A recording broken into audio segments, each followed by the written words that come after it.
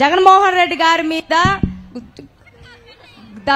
గులకరాలపై దాడి చేసిందని మీరేనని వైఎస్ఆర్ పార్టీ వాళ్ళు చెప్తున్నారు. దానిపై మీ స్పందన చెప్పండి సార్. రాయితో కొడితే చీమ కూడా చావదు, దానిపై దాడి చెప్పండి సార్. చెల్లమ్మ నాకు విషయం చెప్పండి చెల్లి, అది స్పెషల్ గులకరాయి చెల్లి,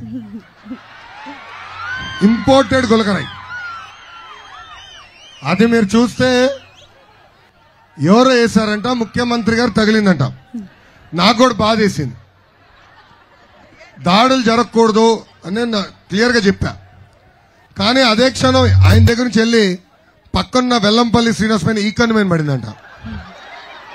దెన్ మళ్ళీ వెళ్ళి ఇటు తిరిగి ఈ కన్ను పైన పడిందంట. ఇట్లా ముగ్గురు తగిలి పడిపోయిందంట గులకరాయి.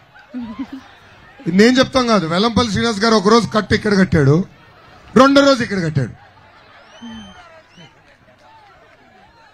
ఏమా నేను ఎందుకు ఇది ఒక డ్రామా అంటున్నానంటే, గతంలో కోడికత్తి డ్రామా చూసాం. వాళ్ళ కార్యకర్త కోడికత్తి శ్రీను ద్వారా చిన్న ఆ వ్యక్తి గుచ్చాడు, ఆయన అబ్బా అని పడిపోయాడు జగన్మోహన్ రెడ్డి గారు. కరెక్ట్ గా 15 రోజుల తర్వాత కడపలో ఒక శవం బయటకు వచ్చింది. అది బాబాయిని చంపే శవం బయటకు వచ్చింది. ఇప్పుడు గులకరాయి డ్రామా. నాకు భయం ఏంటంటే ఇప్పుడు తాడేపల్లి కొంప నుంచి ఏం శవం బయటకు వస్తుంది. తల్లి ఈరోజు ఈ మధ్యన ఇన్స్టాగ్రామ్ లో కూడా వీడియో చూసా. ఒక తమ్ముడు బలి నటించాడు. జగన్మోహన్ రెడ్డి గారు డ్రెస్ వేసుకుని విజయలక్ష్మి గారికి ఫోన్ చేశాడు. అమ్మా ఒక మంచి అమ్మ, ఒక్కసారి ఇంటికి రా అమ్మా అంటే,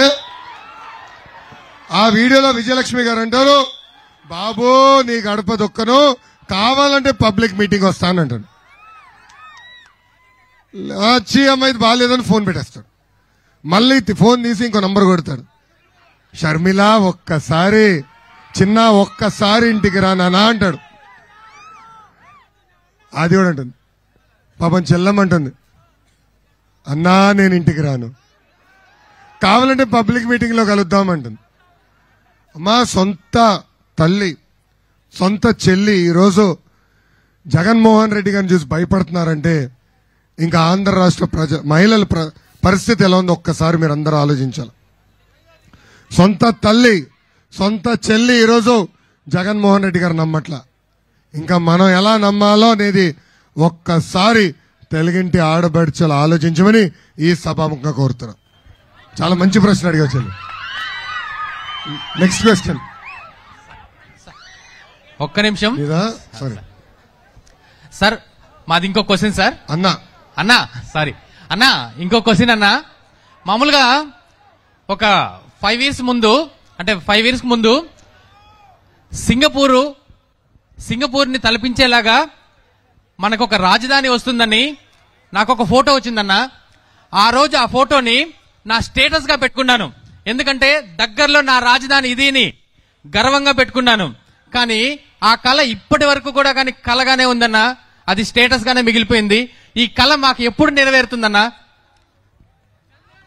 జగన్మోహన్ రెడ్డి గారు ముఖ్యమంత్రి అయిన తర్వాత మన జీవితాలతో 3 ముక్కల ఆటలు ఆడుతూ మొదలుపెట్టారు. ఆఫ్రికాలో ఉన్న దేశాలని ఆదర్శంగా ఏ ముఖ్యమంత్రిని తీసుకుంటాడు? అలాంటి సౌత్ ఆఫ్రికాని ఆదర్శంగా తీసుకుని 3 రాజధానులు చెప్పాడు. అలానే కర్నూలు ఏమైనా చేశాడా? లేదు. అమరావతిని సర్వనాశనం చేశాడు. ఏకంగా విశాఖపట్నంలో ఒక్క వ్యక్తి బతికేదానికి 500 కోట్ల రూపాయలు ఖర్చు పెట్టి ఋషికొండ గుండు కొట్టి ఇల్లు కట్టుకున్నాడు. తను అదే 500 కోట్ల రూపాయలు మన కోసం ఖర్చు పెట్టుంటే నిరుపేద కుటుంబాలకు ఇల్లు ఇచ్చే పరిస్థితి. అదే 500 కోట్లు మన కోసం ఖర్చు పెట్టుంటే పెద్ద ఎత్తున ఆంధ్ర రాష్ట్రంలో పెట్టుబడులు వచ్చే పరిస్థితి, నిరుద్యోగ యువకులకి ఉద్యోగాలు వచ్చే పరిస్థితి. ఈ రోజు అవన్నీ లేకుండా పోయింది. రాజధాని లేని రాష్ట్రంగా అనాథగా ఆంధ్ర రాష్ట్రం మిగిలిపోయింది. అందుకే యువతకు నేను హామీ ఇస్తున్నా, తెలుగుదేశం జనసేన భారతీయ జనతా పార్టీ ప్రభుత్వం ఏర్పడిన మొదటి రోజు నుంచి అమరావతి పనులని మళ్ళీ తిరిగి ప్రారంభిస్తాం. 5 కోట్ల ఆంధ్రులు గర్వపడే విధంగా అమరావతి పనులు పూర్తి చేసే బాధ్యత కూడా మేము తీసుకుంటాం. థ్యాంక్ యూ అన్నా.